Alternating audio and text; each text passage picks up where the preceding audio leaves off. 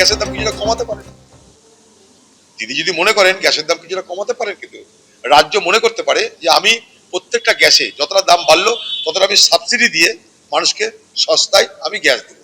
এটা রাজ্য মনে করলে রাজ্য কিন্তু পারে। রাজ্য যদি সহৃদয়তা থাকে, রাজ্যকে দাবি করবো আমি যে গ্যাসের দাম যেটা বাড়ছে, রাজ্য যেন চেষ্টা করে সেই গ্যাসের দামটা ক্ষতিপূরণ দেয় সাবসিডির মাধ্যমে, অনুদানের মাধ্যমে। আপনি সর্বত্র অনুদান দিচ্ছেন, গ্যাসের ক্ষেত্রে অনুদান দেন।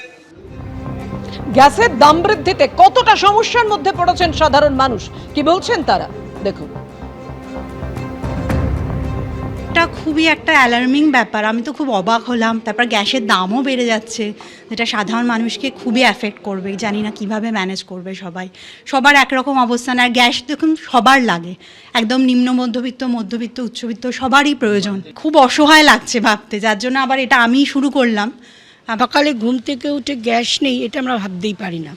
যেমন মোবাইলটা আমাদের সঙ্গে চিরভাবে জড়িত আর কি, মোবাইল ছাড়া যেমন আমরা ভাবতেই পারি না, তেমনি গ্যাস ছাড়া আমরা ভাবতে পারি না। প্রথম কথা, সকালে উঠেই যে চাটা খাবো তার জন্য আমার গ্যাসের দরকার হবে। সেক্ষেত্রে এই যে গ্যাসটা বলছে, প্রথমে 21 দিন বললো, তারপর 25 দিন, তারপর বলছে এরপর হয়তো কোন দিন শুনবো 30 দিন, কোন দিন শুনবো 35 দিন, এরকম হয়তো বাড়তেও পারে এবং গ্যাসের দামও বাড়তে পারে। এটা আমাদের মধ্যে ভীষণ একটা টেনশানে কাজ করছে, কারণ যারা আমরা বাড়ির মহিলা তাদের তো গ্যাসের ওপরই সব কিছু, কারণ আমরা এখন সব কিছু খুব সহজ পদ্ধতিতে সব কিছু অ্যাভেলেবেল করতে শিখে গেছি। গ্যাসের দাম বেড়েছে, তবে এই মুহূর্তে পেট্রোল ডিজেলের দাম বাড়ার আশঙ্কা নেই, আশ্বস্ত করছে কেন্দ্র। এরকমই সূত্রের খবর।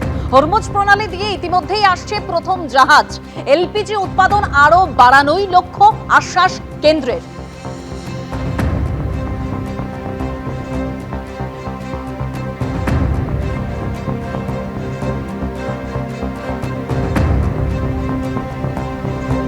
পশ্চিম এশিয়ায় যুদ্ধের পরিস্থিতি, নবম দিনেও সেই পরিস্থিতির এতটুকু বদল নেই এবং যার আজ সরাসরি হেসেলে এসে পৌঁছেছে।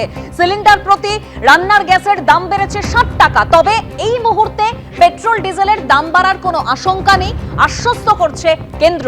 হরমুজ প্রণালী দিয়ে ইতিমধ্যেই আসছে প্রথম জাহাজ। এলপিজি উৎপাদন বাড়ানোই লক্ষ্য, আশ্বাস কেন্দ্রের।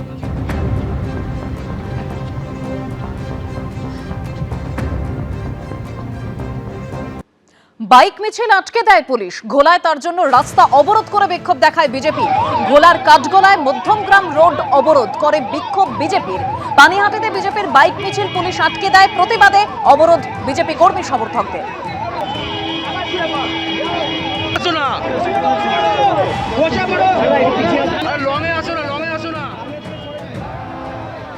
এবিপি আনন্দ, এগিয়ে থাকে, এগিয়ে রাখে।